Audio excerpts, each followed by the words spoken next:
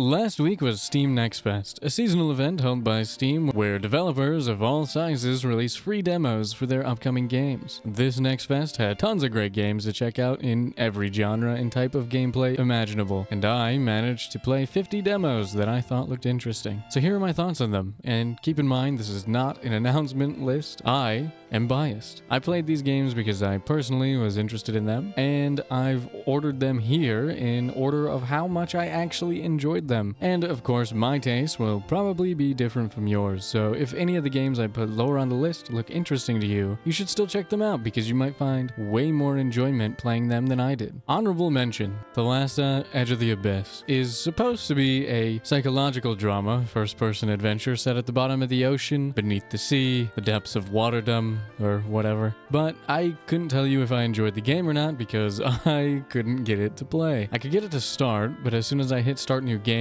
on the main menu, it crashed. Every single time, I tried 4 or 5 times, considered that my due diligence, and then I just uninstalled the game to free up almost 20 gigs that the demo was taking up. But it did look cool, and the full release is only a little more than a month away on August 1st, so if you were able to play the demo, or if you're watching this in the future and have played the full game, please let me know your thoughts. Did you enjoy it? Was it fun? Let me know down in the comments. With that out of the way, let's get into it proper with number 50. I picked this one up solely because of the title, which caught my eye. Along Came a Dragonfly is a creature collector RPG, or at least I think it is. I didn't make it very far into this one, to be honest. I just took a few steps and skipped through a few dialogue boxes and then decided that the attempt was a mistake. However, if you do play this, please let me know what you think. I'm curious. Not curious enough to play through the entire thing myself, but curious. The thing that caught my eye with the Dungeon Awaits is the aesthetic. It has the whites, browns, and greens of the original roguelikes and dungeon crawlers from the late 70s and early 80s, combined with stark, contrasting, vibrant colors for enemies, NPCs, and effects of all kinds. The game is turn-based in the way that Mystery Dungeon-style crawlers and games like Crypt of the Necrodancer are turn-based. When you move,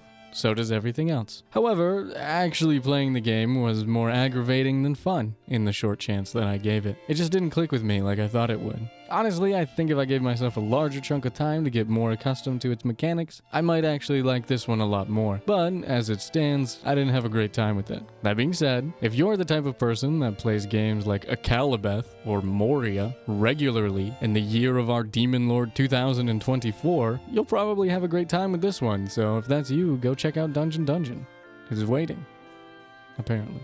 Beatrider, other than having a name that is one letter away from being the most upvoted comment on any given TikTok video, was a game that caught my attention because of its amazing visuals. It has great presentation, phenomenal character designs, enemy designs, and overall art and aesthetics. You can tell just from watching the trailer that the presentation of the game is second to none for the style that it is trying to go for. And it hits the audio-visual department out of the park if you're into those types of aesthetics. The visual, novel-y, talking to people-y parts are fine, if a bit poorly localized into English as of right now, which is not a problem for me. What is a problem though is the actual gameplay. For a rhythm game, it's a bit too unresponsive for my liking, which is not what you want in a type of game where the response timing is the only thing that matters. But even more than that is the fact that there's a very limited moveset for each character, meaning that the combat gets too repetitive too quickly. To put it simply, I just got bored, and I got bored fast, which is unfortunate because it looks so good. Hopefully these issues can be solved before the full release, but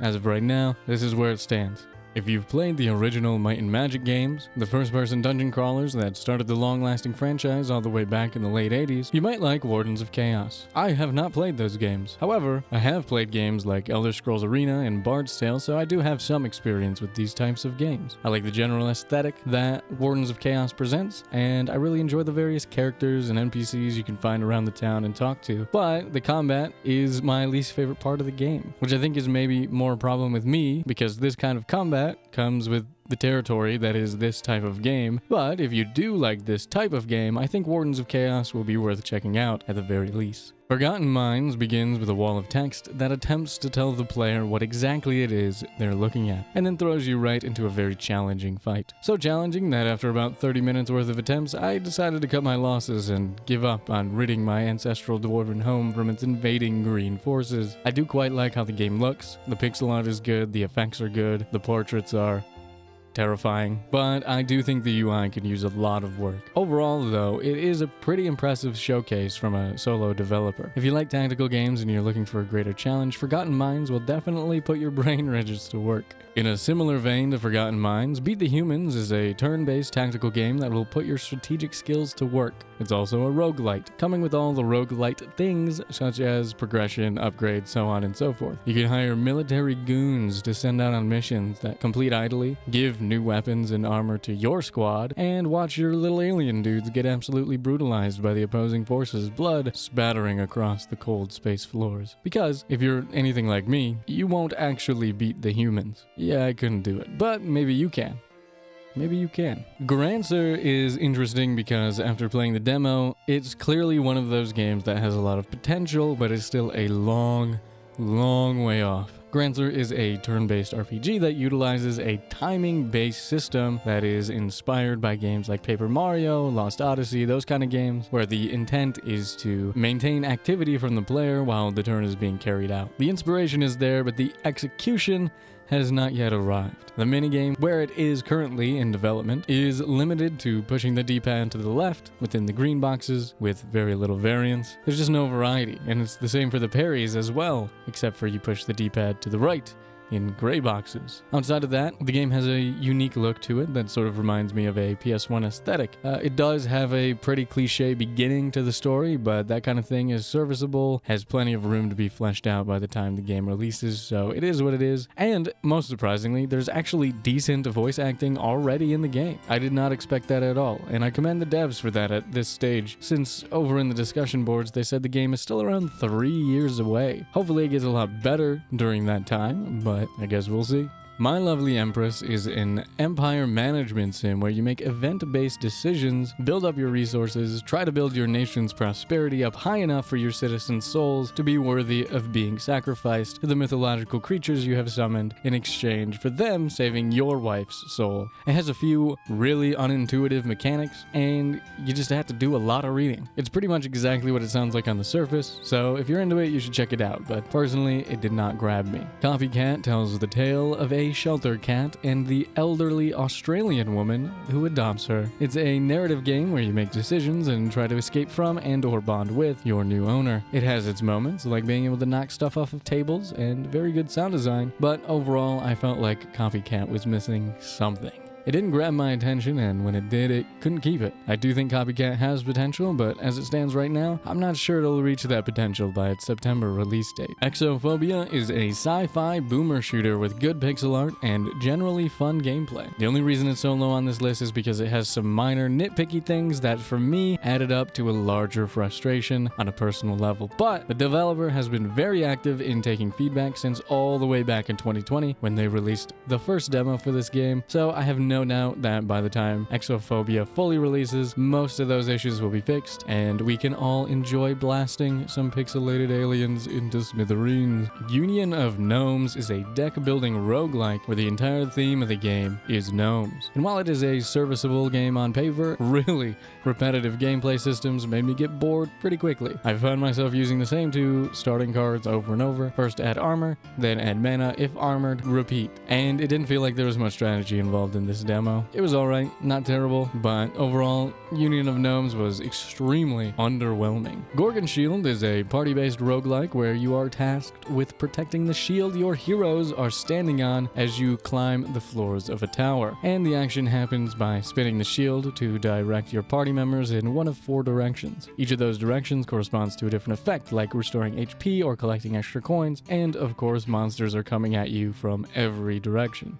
It's fine. I don't have any explicit opinions about it, which says more than I ever could. Dungeon Clawler is a roguelike where you use a claw machine to grab the items in your deck instead of playing cards. I don't know why I've never seen a claw machine game before. It seems obvious, but this is the first one for me. By using the claw to grab items, you get shields, do attacks, and so on, and the one thing I'll say is that the game manages to successfully capture the feeling of frustration that occurs when playing claw games in real life. Okay, let's just grab all these weapons. No, okay, whatever.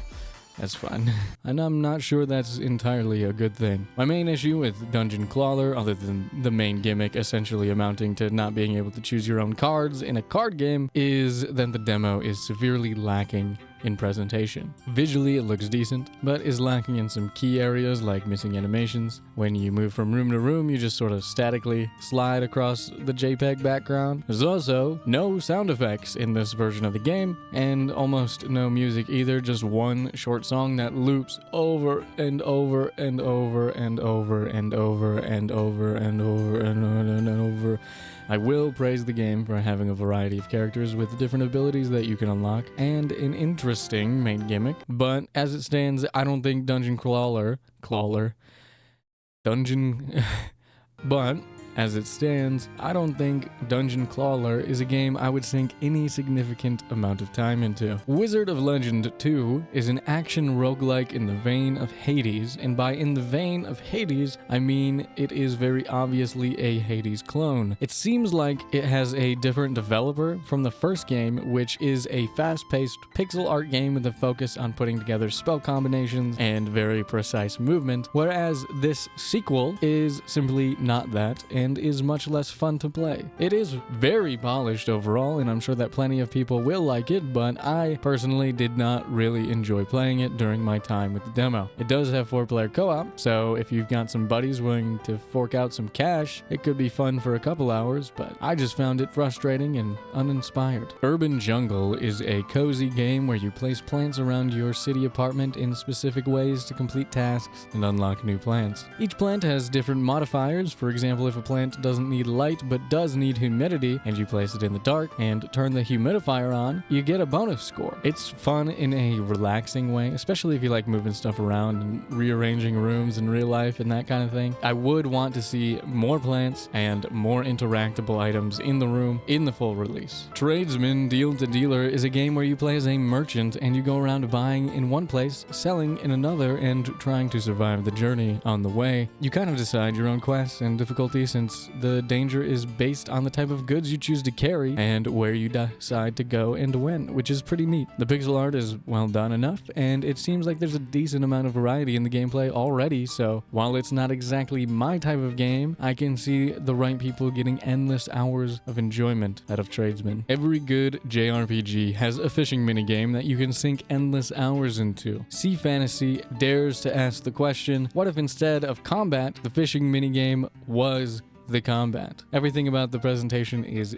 decent and cohesive, but nothing particularly stands out except for the English translation, which is a little bit wanting as of the moment, but again, not a big concern for me. However, my biggest concern with Sea Fantasy is the variety. I'm not entirely sure that the mechanics that are already in the game are enough to carry it through the runtime of a full-length RPG, even if that runtime is like 10 to 20 hours. So I'm hoping that they add some sub-mechanics, like maybe the effects of getting a perfect changes with the type of fishing rod you're using, or receiving buffs and debuffs when you catch different fish. I think if the devs add more little things like that, it will be a much more enjoyable experience than what it is in its current state. Sea Fantasy has a lot of potential to carve out a unique space for itself, and I'm really hoping that the devs can do enough to achieve that in the future before the game fully releases. Enotria: The Last Song is a Souls-like game set against an Italian folklore backdrop where the main gimmick is that you collect the masks of your fallen enemies, and these masks grant you different skills and abilities and so on and so forth. It has a very interesting premise, an interesting setting, an interesting gameplay gimmick, and it has great presentation with good graphics, sound design, and insanely good lighting. Walking out of the Darkstarter dungeon into a field of sunflowers cast with the light of the setting sun was a pretty striking visual. However, Enotria was not fun to play, mainly because the version of the demo that I played was riddled with bugs. Sometimes I would push a button and the game would act like I pushed a different button, or it would not respond entirely. The main culprits being the dodge and parry buttons, which are pretty important, and for me, were being particularly unresponsive. And before you tell me to just get good, I know, to make sure I wasn't tripping, I sat and tried to use them with no enemies around, and they sometimes worked and they sometimes didn't. And on top of that, the game crashed completely right as I was about to deal the final blow to the first boss, which was very frustrating. It seems like other people were having similar issues, so I can't wholeheartedly recommend Enotria: The Last Song as it is, but I do hope the game is in a much better state when it releases this September. If you like games like Celeste, Super Meat Boy, and other 2D precision platformers, then you should probably check out Herocato. Herocato? Herocato, a precision platformer about a cat trying its best to deliver food to customers safe and sound. The pixel art has a charming style, the controls are very responsive, and the level design seems pretty good. The problem, well, let's be honest here, the problem is me.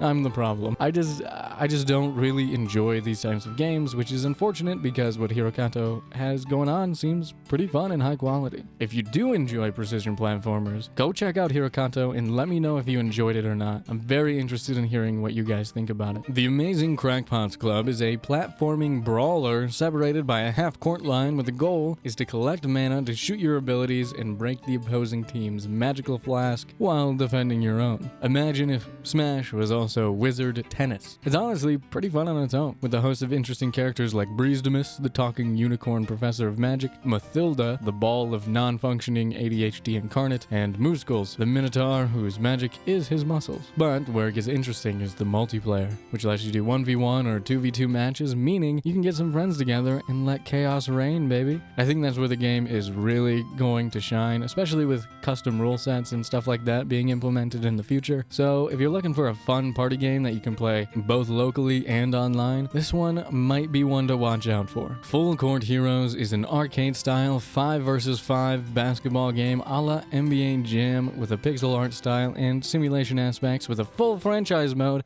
and customizable rosters, CPU versus CPU simulations, and other features that make stats nerds and sports gamers alike sweat through their athletic shorts. I'm excited for this because, and if you're into basketball, you already know that there is a severe lack of good basketball games, with 2K being really the only option, and those games have a track record of neglecting a lot of single-player aspects, including the franchise modes and other simulation stuffs. So I've been looking for a game like this. Unfortunately, though, the demo only has the Play Now option and none of the simulation modes, so I can't in good conscience put it any higher, as I did not get to check out the things I was most excited for, but I still am very excited for the game and am looking forward to building teams and storylines in the full release of Full Court Heroes. Pine, A Story of Loss is a visual interactive short story about a woodworker who has recently lost his wife attempting to move on. You play it through timed button presses, mouse movements, and those sort of adventure gamey inputs while doing the occasional puzzle or minigame. But let's be real here, the draw is not the gameplay, it's the presentation. With completely hand-drawn visuals and a very intentionally designed soundtrack, Pine's main goal is to tug on your heartstrings and follow through on its emotional premise, and it appears to be a relatively short game as well, since the developers themselves say that it's supposed to be completed in a single sitting, which is good because I did stop playing it so I would not spoil myself for the full release. Legends of Astravia is a game inspired by JRPGs of the past that utilizes a hybrid active battle system as you assemble your party, recover lost memories, and try to stop an upcoming cataclysm. Pretty standard JRPG stuff. However, I actually really enjoyed playing this demo. It's well animated, the pixel art is good, it felt good to just walk around and explore, which is something that's harder to achieve than you might think in a game like this. It seems like the combat system was pretty divisive to those who played it, either absolutely loving it or hating it, and while I didn't love it per se, I did like it and enjoyed what I played, although it did seem a bit unbalanced, especially in later encounters. I think once some of the kinks get worked out in the combat system and the presentational elements like the UI become a bit more cohesive to the overall art style of the game, Legends of Astravia could become a pretty solid RPG. According to the devs, it's supposed to have a 10 to 20 hour runtime, so if you're looking for an intentionally built, shorter RPG experience, it might not hurt to check this one out.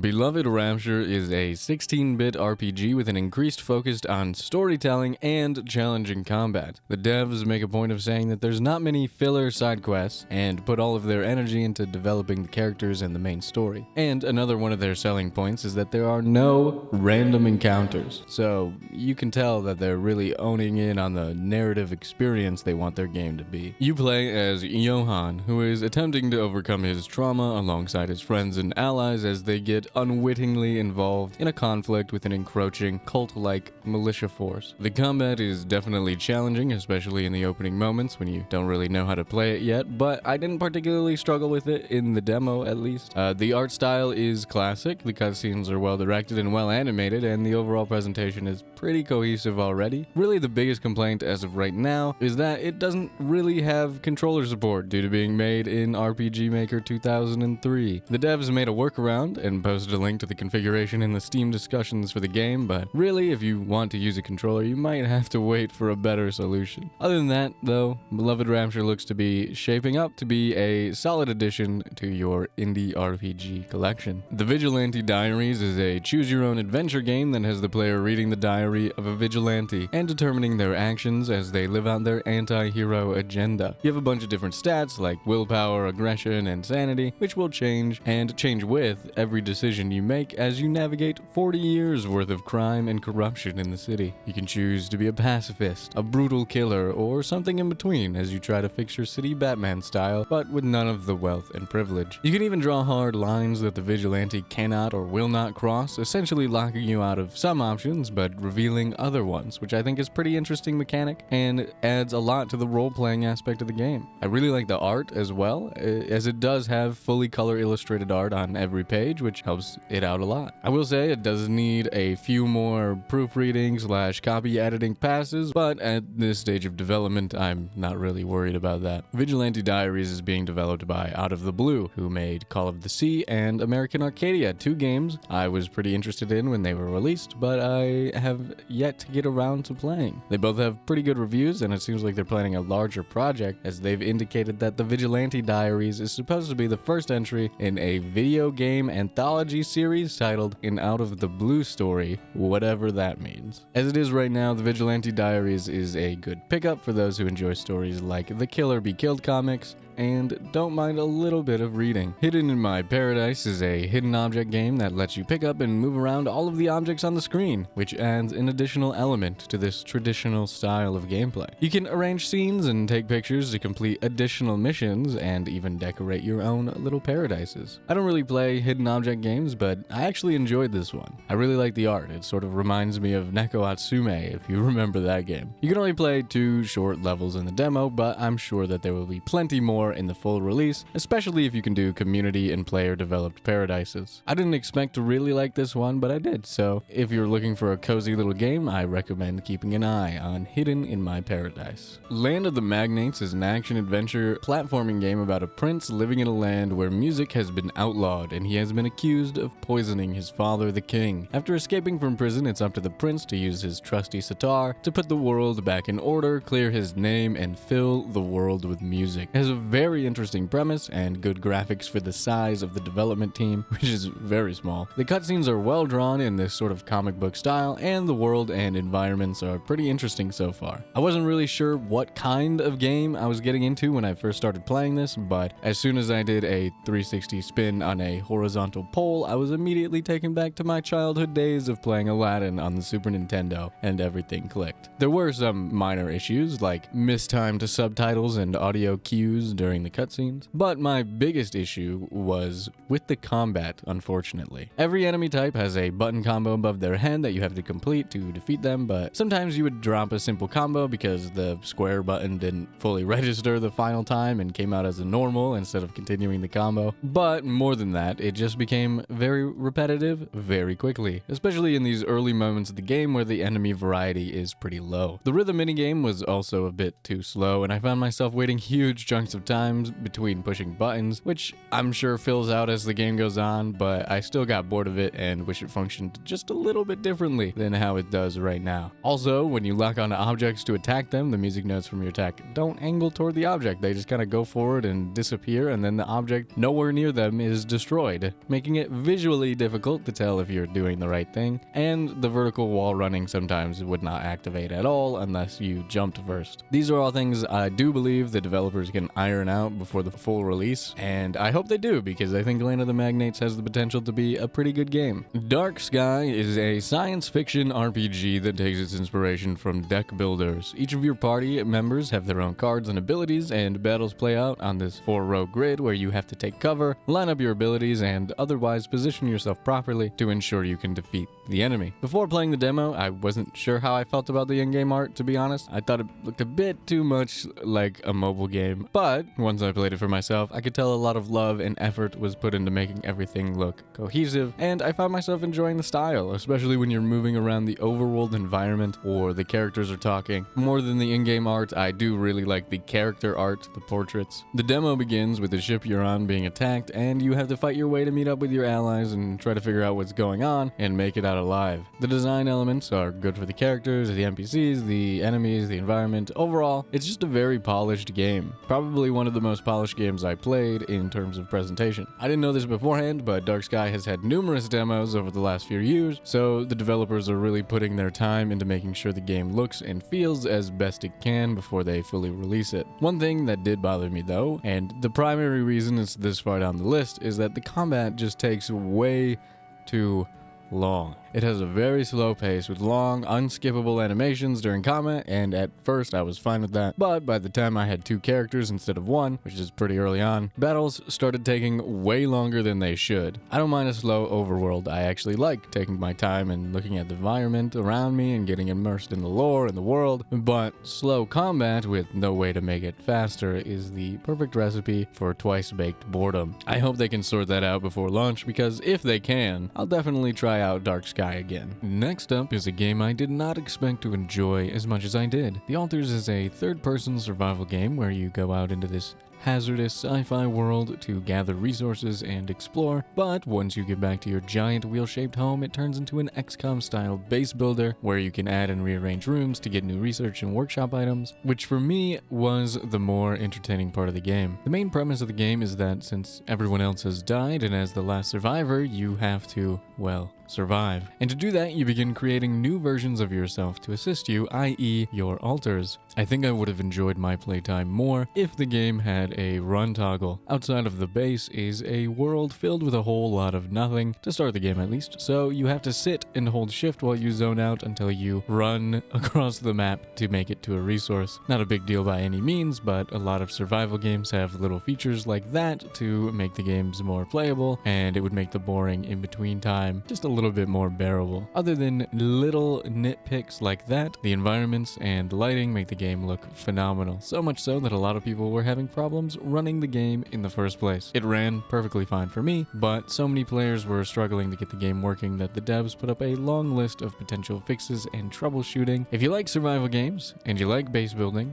and you like science fiction, and you can manage to get the game running on your hardware, The Altars will most likely be one of your biggest games of the year. Desvelado is a platforming puzzle game where you play as this little vampire bat exploring a big castle. You go through each room and have to put out each of the torches, the normal ones which just go out when you run into them, and the red ones which will replenish your abilities like the dash. As you advance, there's also these little ghosts which will relight the torches, forcing you to think more carefully about your path. Desvelado is a fun little game with a lot of charm. The demo for Kriegsfront Tactics is limited to showcasing the combat system, so there's no story or context or anything like that, which might sound like a bad idea, but ended up being more than enough for me. I played both of the missions available in the demo to completion, and I thoroughly enjoyed my time with the game. Like it says in the name, Kriegsfront is a tactics game in the vein of XCOM where you play as mech pilots fighting other mechs. The combat is pretty familiar to those who have played tactics games, but offers a few neat little additions that I enjoyed, such as being able to target different body parts or different effects, like if the enemy has a secondary weapon, you can destroy that arm so they no longer have it, or they lose their shield and stuff like that. Some of the abilities will zoom you into the mech and allow you to aim your attack for extra damage and accuracy. Some nice little touches to breathe a bit of uniqueness into the gameplay. I also love the retro-inspired art style, and I found myself looking at these little portraits down here and calling out my units' names when they missed their shots or did something cool or sacrificed their lives for the sake of the greater good, aka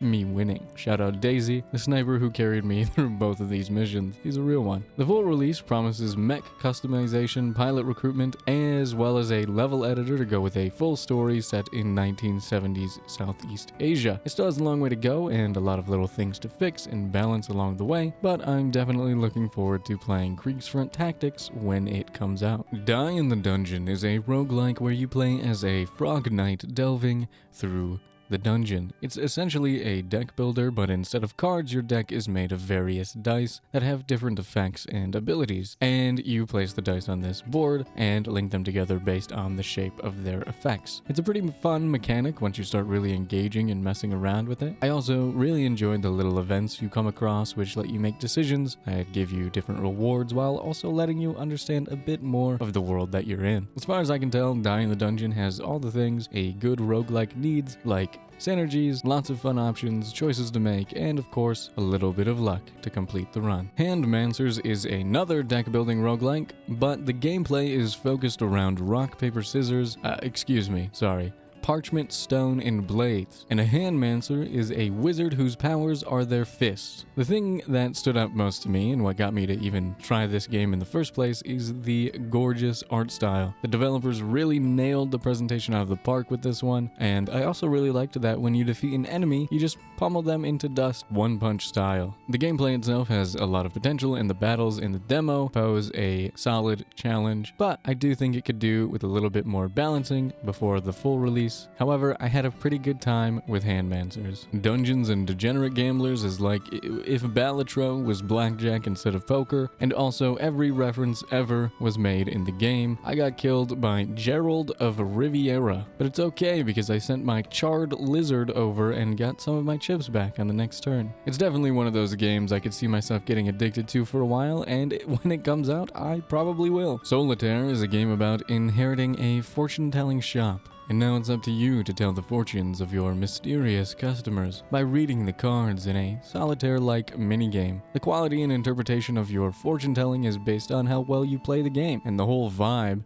reminded me somewhat of Coffee Talk, which is not a bad thing to be compared to by any means. I'm not sure the variety of the minigame will be able to carry a pseudo-visual novel through the entirety of its runtime, but if the developers are able to maintain that same level of quality as what they've shown during the demo, I do think Soulitaire will be something to look forward to. I know there's a lot of roguelikes on this list, but Dysenfold is among the best that I played this next fest. While it is lacking in presentation in many areas, what it lacks there, it more than makes up for with the gameplay. Dysenfold is not a deck builder. Instead, you must roll and match dice to the numbers beneath the enemies, either using multiple dice to make up a larger total, or having to roll an exact number on the die, as well as some more involved setups later on in the game. This works exactly the same with your own party as well, which you can use to activate unique abilities or to generate sweet ducats. It's a pretty simple setup, but there's just something about messing around with some dice that makes it hard to go wrong. It has something like 20 unlockable characters to play, so there's a bit of extra replayability there as well. Dysenfold will already be fully available by the time this video goes up, so you don't have to wait to play if this one seems interesting to you. Green Memories is a survival action RPG with retro visuals inspired by the Game Boy Color and Game Boy Advance eras. The game takes place on a post-apocalyptic Earth where war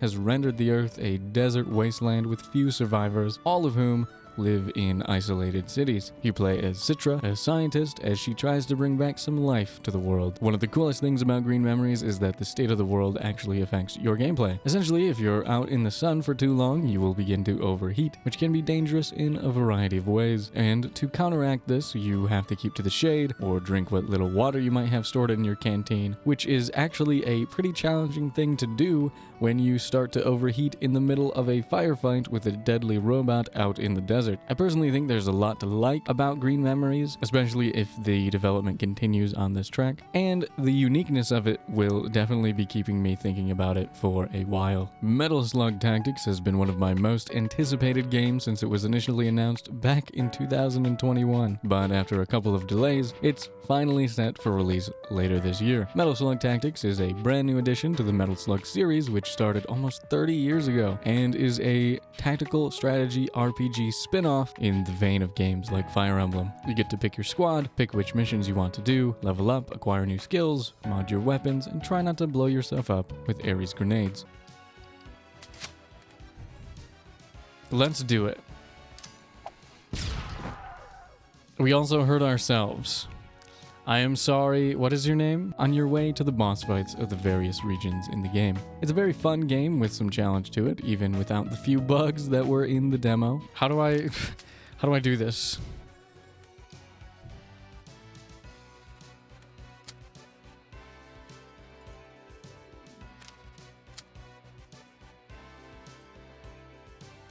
Damn it, Ari. But the most impressive thing about it to me is the combination of little things done very well. The SFX are crazy well animated, the environments have lots of little charm to them, and also are damaged by bullets and explosions, which is nice. It has great music, fun gameplay mechanics, and the pixel art is incredibly detailed. There's a lot of charm to be found within this game, and even as somebody who has never played a Metal Slug game before, I could still feel the nostalgia of Metal Slug, and it seems like the devs have put a lot of love into this newest entry. Arranger is a puzzle RPG adventure where you play as Gemma, a girl who wants to get out of her insular, walled-off community and head out into the big, dangerous world. The entire game plays on this interconnected grid that moves when you move, allowing you to take items in and out of houses, knock unsuspecting villagers off of ladders, completely on accident, obvi, fight monsters, and of course, solve puzzles. The coolest thing about this game, other than its stunning art style and intuitive controls, is that the gameplay is entirely seamless. You do pretty much everything in-game with no menus, only being interrupted by the charming dialogue of the cast as you interact with them. Ranger is very fun, and as someone whose brain particles fire almost never, I appreciated the challenge of some of the puzzles on offer in this demo. I think this game will end up being one of the best puzzle games released this year. Flintlock, The Siege of Dawn is an action RPG set in a world where gunpowder and magic coexist, and it's up to Nor, a sapper used to the trenches, to stop the world from being taken over by the re-emerging old gods. Along the way, you're joined by Enki, a god himself, who grants you supernatural abilities and can help you in both combat and in exploration. The game looks great, plays great, and the setting reminded me a bit of the Powder Mage books by Brian McClellan, at least in terms of general vibes and aesthetic. The biggest problem that other people are having with it, other than the various bugs that come with it being a demo, is that they're constantly comparing it negatively to Souls games. Yes, it has a parry. Yes, it has a roll. Yes, it has a campfire.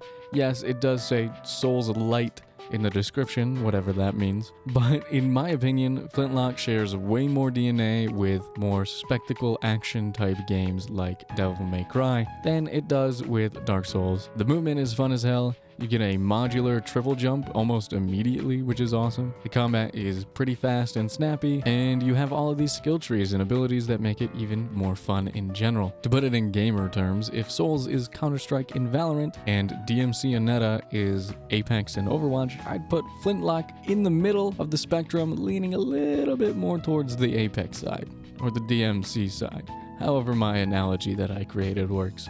The point is, I really enjoyed what was on offer in the demo. It felt like a AA game, which is something that doesn't really exist anymore, so that's cool. And although it was rough around the edges in a few parts, there were a lot of moments that made me go, whoa, that's fun, which is all that matters in the end. The demo did bug out though and wouldn't let me blow up this wall. Bubblegum Galaxy hit me out of nowhere. I saw one screenshot and I was like, oh, is this a matching game, a tile builder type thing? I don't know, but I guess I'll give it a try. And then I played it, and yeah, it is a tile building game, but I didn't expect more than that. Bubblegum Galaxy offers a much more charming experience. You are the new intern at the Bubblegum Galaxy planet building company, and unfortunately, as soon as you sit down to train on your first day, the software corrupts, the system blue screens, and planets are fucked as the servers that run the universe get shut down for unknown reasons. I didn't know there was a three-dimensional component to the game, and was thus very surprised to find out that there is.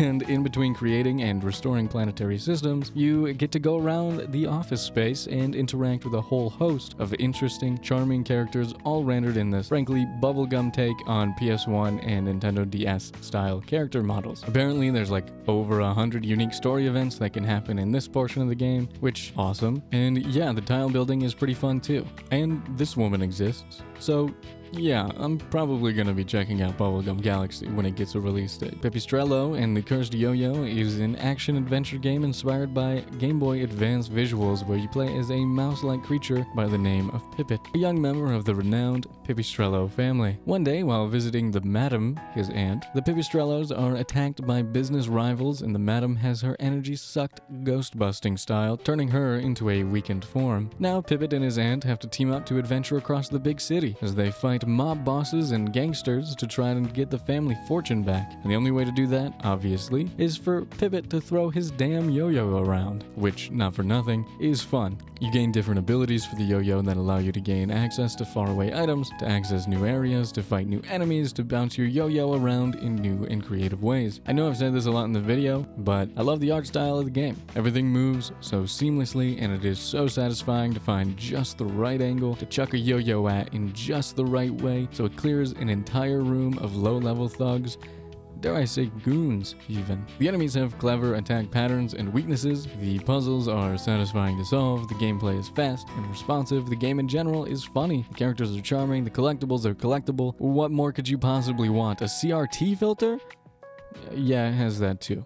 Go play Pipistrello when it comes out. Sumerian 6 is a real-time stealth tactics game in the vein of Shadow Tactics Shogun, set during the World War era where the Nazis are getting a little too spooky, delving too deeply into supernatural mysteries. Think Captain America First Avenger, think Indiana Jones, think Lamplighters League, which is a great game that came out last year, which has basically the same summary with a more stylized art style and plays more XCOM than Shadow Tactics, admittedly. Basically, think Pulp Fiction, not the movie, but the science fantasy adventure magazines that typified World War era media. You play as a ragtag team of commandos trying to infiltrate Nazi operations and stop them from uncovering eldritch secrets. And of course, your team has a few non-standard abilities themselves, like temporal swapping. Getting the hang of utilizing multiple characters in real time was a little challenging for someone like me who hasn't really experienced this type of gameplay before, but figuring out what to do and how to do it was pretty rewarding. Taking the time to think out an elaborate setup and then executing it is so satisfying. Even if it ended up failing spectacularly, my panic as the Nazis started owning in on me was always a smiley one, as I knew I had to think of something to get me out of this mess. Pulp adventure protagonist feeling in my pulp adventure game? More likely than you think. Unfortunately, the demo did have a bug where the characters could get stuck in mid-air while traversing ladders and become unable to do anything except teabag mysteriously, but demo bugs notwithstanding, I loved my time with Sumerian 6, and I'm seriously looking forward to the day it releases. Hollywood Animal is a simulation management role-playing game where you take over a movie production company in the early days of Hollywood and decide what the future holds, if you even have one. What happens if you get a call from one of the greatest directors in the world wanting to direct one of your movies, but he's a renowned racist with a terrible attitude towards the crew? Do you hire him, change his name to Donald Sterling, and hope it doesn't impact your bottom line? Or do you take the chance on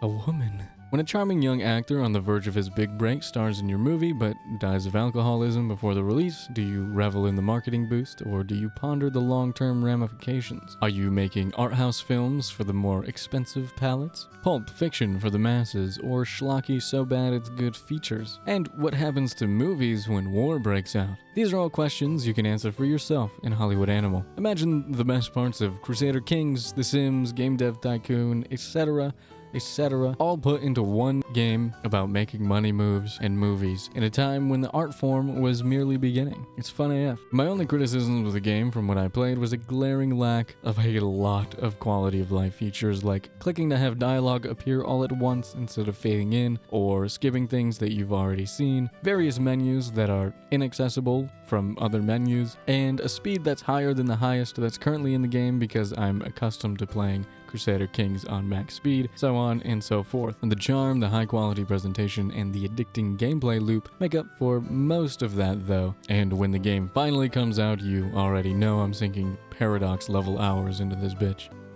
Fading Skies took me completely by. I was expecting a janky, middling Souls-like, but unlike Souls it sucks type experience. And that is simply not what this game has to offer. Fading Skies is good, like really good. You play as Rin, a woman with some memory issues trying to stop the collapse of her planet, which is this vibrant fantasy-style affair with strange cybernetic sci-fi stuff going on underneath, which certainly piqued my interest. It has beautiful environments, unique designs, collectibles, fast and responsive gameplay, boss battles, skill trees, abilities that work both in combat and in exploration, a unique world, shoulder dragon, at people, potential GL, other keywords. Playing Fading Skies honestly felt like playing a modern version of a Jak and Daxter game with more modern sensibilities and better combat. The movement is fun, it's floaty yet precise, and the way that your abilities lean into and complement each other is so satisfying. Throughout the demo, I was constantly finding something new, gaining new abilities, fighting new bosses, going to new areas, returning to old areas in new ways, and it never got old. The devs offered an option for the demo to skip spoiler territory and get right into the gameplay, which I did, thinking I wouldn't care about the story anyway, and I got all these other games to play and not enough time and so on and so forth. But about 3 hours in, when I finished the demo, I realized I really regretted that choice, and actually, I wanted to play more. I thoroughly enjoyed my time with Fading Skies, and I'm looking forward to a release date announcement. I opened up Star Vaders expecting a run-of-the-mill